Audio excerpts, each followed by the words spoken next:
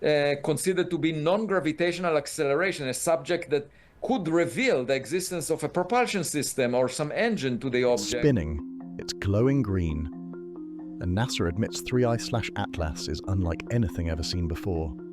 When astronomers in Chile first detected this 7-mile-wide interstellar visitor racing through our solar system at over 200,000 kilometers per hour, they were prepared for a cosmic oddity. But no one expected what came next. Official NASA data confirming an emerald luminosity so intense, it stunned both veteran scientists and amateur skywatchers alike. If the world's third interstellar object can suddenly ignite in a color few comets achieve, what hidden forces or technologies could be at play in deep space? The stakes for our understanding of the universe just changed. The anomalies start here, July 2025. The Atlas Telescope Array in Chile flagged a streak of light moving far too fast for any local comet, over 210,000 kilometers per hour. Within hours, observatories worldwide confirmed the object's path, hyperbolic, inbound from deep interstellar space, not bound to the sun's gravity. Astronomers assigned it the name 3I/Atlas, the third confirmed interstellar visitor in human record. Its nucleus, measured at roughly 7 miles wide, dwarfed most known comets and asteroids. Automated photometry began immediately. The first light curves, stitched together from Atlas, Zwicky Transient Facility, and amateur networks, told a story of regularity. Unlike the chaotic spin of Oumuamua, 3I/Atlas displayed a principal axis rotation, one dominant period, clocked at just under 17 hours. Brightness rose and fell in a smooth, repeating cycle. No secondary beats, no telltale signs of tumbling or precession. The nucleus turned like a slow, steady top, not a careening baton. Still, the precision was unsettling. For an object ejected from another star system, battered by eons of gravitational pinball, such stability defied expectation. Comets from our own backyard often spin erratically, their surfaces scarred by jets and outbursts. Here, the light curve amplitude was low, just 0.2 to 0.3 magnitudes, suggesting either a spheroidal shape or a coma thick enough to mask surface features. Yet every dataset from the Gran Telescopio Canarias to Hubble's high-cadence imaging confirmed the same result. A single, unwavering period, no evidence of chaos beneath the glow. The question lingered, was this cosmic traveler simply lucky, or had something preserved its motion across the gulf between stars? As the world's largest telescopes queued up for further study, the next anomaly was already waiting in the data, one not of motion, but of color. Spectroscopists at the world's largest observatories turned their gaze to 3I/Atlas and found themselves staring at a chemical cipher. The coma radiated a green so intense it threatened to overwhelm their senses, far brighter than any comet in living memory. Standard cometary chemistry says diatomic carbon, C2, is the culprit behind emerald comae. But when telescopes dissected the light, the expected C2 swan bands were barely a whisper. Instead, the spectrum was dominated by cyanogen, N, peaking at 3,870 angstroms. The ratio of C2 to Cn was so low it placed 3I/Atlas among the most carbon chain depleted comets ever recorded. The numbers told their own story.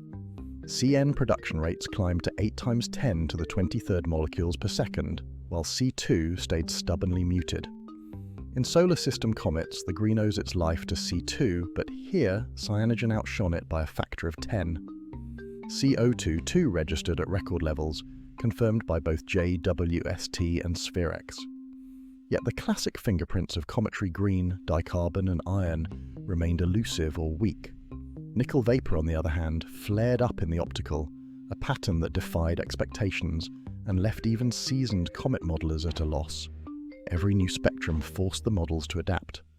Fluorescence from Cn boosted by sunlight could explain some of the glow, but not its sheer intensity. Theories multiplied, maybe a hidden reservoir of exotic ices, maybe chemistry from a star system unlike any seen before. The result was a comet whose green radiance was not just unexplained, but fundamentally alien to everything comet science thought it understood. The anomaly was no longer just mechanical, it had become a chemical enigma. Observers noticed something odd in the photometric records as 3I/Atlas continued its inward inward. The green coma brightened and dimmed not at random, but in a smooth, clockwork rhythm, locked to the nucleus's 16.8-hour rotation. Each cycle traced a shallow arc, just a quarter of a magnitude from peak to trough. Yet the timing was precise, the phase stable within minutes night after night. Phase-resolved analysts at the Gran Telescopio Canarias and TTT cross-checked the data against atmospheric fluctuations and comparison stars. The pattern held, no evidence of chaotic flickering or sudden outbursts. The amplitude even shrank as the coma thickened, suggesting a growing veil of dust was muting the nucleus's signal. But the underlying pulse tied to the spin never wavered. The regularity set 3I/Atlas apart from the wild, multi-periodic light curves of most comets. Here, the brightness modulated as if the surface itself were divided, perhaps by chemical patches, perhaps by sectoral jets, or by nothing more than the uneven exposure of ancient ices to the sun's relentless glare. Some speculated about reflective facets, others about structural segmentation, but the data offered no sharp spikes, no abrupt jumps that would hint at engineered panels or lights. Instead, the comet's rotation revealed only a gentle, continuous modulation, nature's own metronome, not a coded beacon. Polarimetric readings added a subtle twist. Negative polarization swept across the coma, consistent with fine dust and icy grains, but lacking any phase-locked alignment. The light curve's peaks and valleys kept perfect time with the comet's spin, but the green glow itself remained smooth, unbroken, and global. The story was one of order, not message, a rotating world, luminous but silent, offering its secrets in measured pulses that spoke of chemistry and sunlight, not design. September brought a surge of urgency to observatories on 3 continents. Gemini South, perched in the Chilean Andes, picked up a sharp uptick in green brightness just after midnight. Coordinated Universal Time on the 7th. Within minutes, the Keck Observatory in Hawaii recorded the same spike, their logs timestamped to the second. Across the Atlantic, the Isaac Newton Group in La Palma confirmed the event as their night began. 3 facilities, separated by half the globe, all witnessed a coordinated surge, an emerald pulse that swept through the data like a synchronized heartbeat. The timestamps left little room for error. At 00:13 and 27 seconds Coordinated Universal Time, Gemini South's photometer jumped by 0.27 magnitudes. Keck's reading, 8,000 kilometers away, matched that rise within a margin of 0.01. The La Palma data, corrected for atmospheric scatter, confirmed a near-identical amplitude. No local weather, no instrumental crosstalk, no solar flare could explain a signal this consistent. The logbooks from each site, now part of the public archive, describe the moment in clipped, astonished phrases. Sudden rise, not an outburst, phase-locked. Analysts pored over the raw files, searching for a terrestrial cause. Satellite interference, cosmic rays, even human error, each ruled out by cross-correlation. The pulse repeated twice more over the next 34 hours, always at the same rotational phase, always within a 5-minute window. The pattern was neither random nor chaotic. It was systematic, as though the object itself dictated the schedule. This was not the erratic flicker of a venting comet, but a global event, visible to any telescope pointed at the right place, at the right time. Archival observers reached for precedent. Only one other interstellar visitor had ever forced such a scramble, 1I/Oumuamua in 2017. Unlike 3I/Atlas, Oumuamua never glowed green, but its trajectory and acceleration still haunt planetary science.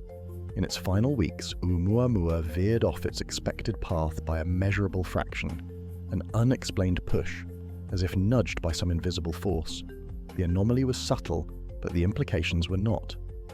For months, researchers debated whether outgassing alone could account for the deviation, or if radiation pressure or something stranger was at work. That debate never truly ended. Now, with 3I/Atlas, the echoes grew louder. The parallel was impossible to ignore. Two objects from beyond the sun, each breaking rules in their own way. Oumuamua's course correction never fully explained. 3I/Atlas's synchronized brightness surges defying the randomness expected from cometary jets. When the logs from Gemini and Keck were compared to the old Oumuamua datasets, the odds of two independent interstellar visitors each displaying such precise global anomalies ran to less than 1 in a million. Not with Borisov, not with any known comet. The pattern was too sharp, the timing too coordinated. International teams convened emergency calls. Some, like Dr. Pilar Guzman at Gemini, argued for an exotic natural process, a buried reservoir of volatile ice perhaps, venting in rhythm with the sun's rising heat. Others, recalling the lingering questions from 2017, wondered aloud if a deeper mechanism was at play. The records show a shift in tone, from curiosity to unease, from explanation to investigation. The data forced the question, could these spikes be a signature, not a symptom? The search for answers now moved beyond simple chemistry or rotation. With each coordinated surge, the case for randomness weakened. The universe, it seemed, was not content to repeat itself. It was raising the stakes one anomaly at a time. Theories multiplied as the green glow of 3I/Atlas pulsed ever brighter, but the data began to outpace the old playbook. Astrochemists at the VLT and Hubble labs turned to the spectra, searching for a clue, something that could explain not just the colour, but its intensity and timing. The answer, if there was one, seemed to lie in the metals. Nickel vapor, usually a faint trace in comet tails, now rivaled the cyanogen lines in strength. Iron, by contrast, barely registered. The nickel-to-iron ratio, so stable in solar system comets, had been upended. For Dr. Saito at Hubble, this imbalance was more than a curiosity. It was a signature, one that, in the right context, might hint at energy cycling deep within the nucleus. In laboratory plasmas, nickel can dominate emission when exposed to intense, sustained heating. A few began to whisper, could this be the glow of a reactor, not a relic? But the spectrographs told only half the story. Signal analysts, drawing on years of SETI protocols, combed through the comet's light curve and polarization data. They searched for patterns, binary pulses, phase-locked modulations, anything that might betray intent. The photometric record was methodical, almost stubborn in its regularity. Each 16.8-hour rotation brought the same measured rise and fall, amplitude shrinking as the coma thickened. No sharp on-off transitions, no digital signature lurking in the noise. Yet, as the comet neared perihelion, the green surges seemed to cluster around the same rotational phase, as if some hidden sector was catching the sun at just the right angle. Polarimetry added another layer. Negative polarization swept across the coma, consistent with fine dust and icy grains, but the degree and orientation fluctuated in subtle, almost rhythmic ways. Analysts at the Nordic Optical Telescope mapped the changes night by night, plotting polarization vectors against rotational period. The result? A faint but persistent modulation, never binary, never sharp, but too regular to ignore. Some likened it to a heartbeat, others to a slow code pulsing through the void. The debate sharpened. Was this simply the signature of a nucleus sculpted by eons of interstellar weathering, its crust venting gases in sync with sunlight? Or was 3I/Atlas broadcasting, using its own spin, its metals and its light to send a message no one had yet deciphered? Dr. Pilar Guzman, whose Gemini team had logged the September brightness spikes, cautioned against easy answers. Nature is the greatest trickster, she wrote, but the more we stare, the more it feels like something is staring back. No one claimed proof. The reactor hypothesis, built on nickel's ghostly green and iron's absence, remained a model, one awaiting a telltale surge or a forbidden line that might never come. The beacon theory, too, was a scaffolding of patterns and hope, its foundation built from regularity, not code. Yet the facts stood in the logbooks. A comet from another star system, spinning with relentless order, glowing with metals no one expected, modulating its light in ways that defied the chaos of nature. The search for intent pressed on, not with answers, but with questions that grew sharper with every turn of the greenlit world. Inside NASA headquarters, the language around 3PARNI/Atlas has grown cautious. Official press releases describe unusual cometary behavior, careful not to stray beyond the boundaries of established comet science. Yet, behind closed doors, the debate is far from settled. Notes leaked from a classified teleconference, attended by NASA's Planetary Defense Coordination Office, the Space Force, and White House advisors, show a split. Some urge restraint, others warn that the public is already speculating far ahead of the data. Avi Loeb, the Harvard astrophysicist known for his work on interstellar anomalies, has become a lightning rod.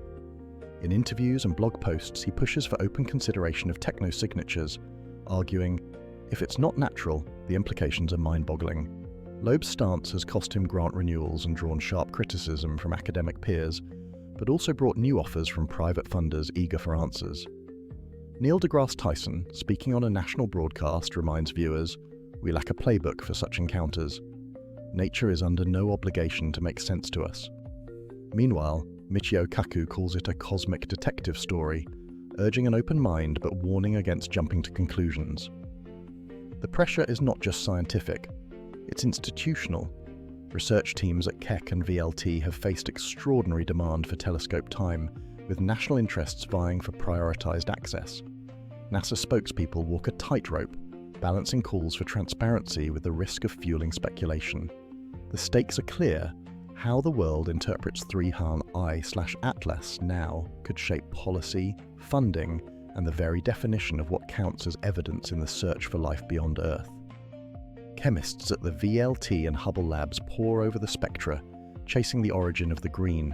The numbers point to cyanogen, CN, glowing at 3,870 angstroms, with dicarbon, the usual suspect, barely present. The ratios are extreme. Carbon chain depletion at levels rarely seen, nickel vapor flaring while iron lines barely register. Every model tested against the data bends toward the same conclusion. Chemistry shaped by conditions far from our sun. Exotic ices, perhaps, or mineralogy born in a star system with different rules. Yet, the debate refuses to close. Astrobiologists looking beyond the periodic table imagine a different architecture. They note the stability of the light curve, the persistent phase-locked green, the absence of chaotic outbursts.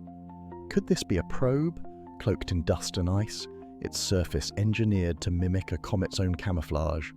The shielded engine concept resurfaces, an internal core, perhaps cycling power or venting heat, with the green emission as a byproduct. No laboratory has produced a perfect match. Cyanine compounds tested under vacuum mimic the emission curve but fail to reach the observed intensity.